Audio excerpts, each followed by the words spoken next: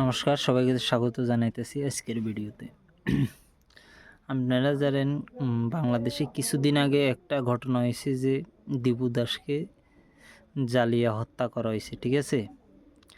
তাদের এখন সোশ্যাল মিডিয়াতে দেখাইতে আছে, ওপেন দেখাইতে আছে যে যারা হত্যাকারী তারা জামিনে এখন বাইরে ঘুরতে আছে, সন্ত্রাসবাদীগুলা, আতঙ্কবাদীগুলি।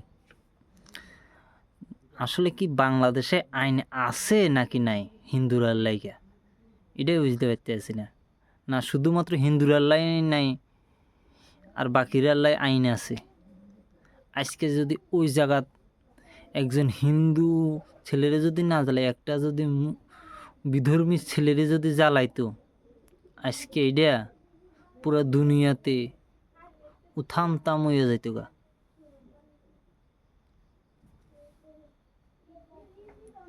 মানে ওপেন দেখা যাইতে আছে যে তারা ঘুরতে আছে, সোশ্যাল মিডিয়ার মধ্যে দেখাইতে আছে জামিনে চলে যাচ্ছে, তারা ঘুরতে আছে।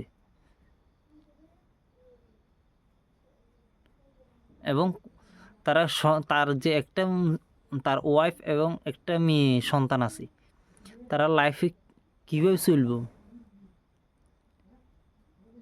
তারা একমাত্র ভরসাযোগ্য তার স্বামী মারা গেছে, ঠিক আছে, মাইরা লাইছে আতঙ্কবাদীরা, জেহাদিরা। তার ভবিষ্যৎ কীভাবে হইব,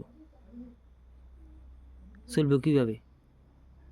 কোনো সাহায্য করে নাই, শুধু কিছু মুষ্টিমেয় কিছু হিন্দু সংগঠনগুলি কিছু সাহায্য করছে। বাংলাদেশের সরকার একটা টাকা পর্যন্ত দিছে না তারারে, একটা টাকা। এবং ইসলামিক ব্যাংক মনে হয়, না জানি কি একটা ব্যাংক 50,000 টাকা দিছে।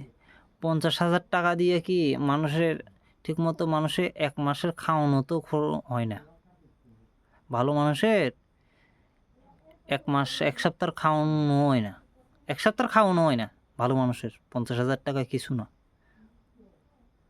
আর তারা সাধারণ পরিবার, 50,000 টাকা দিয়ে হাইস্টলি 2 মাস 3 মাস গেলেও বাকি লাইফ ছায়া দেখবো নাকি দা।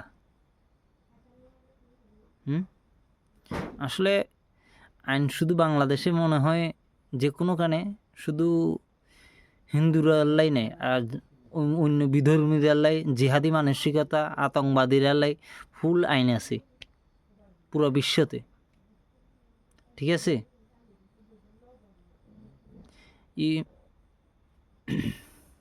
অসংখ্য ধন্যবাদ।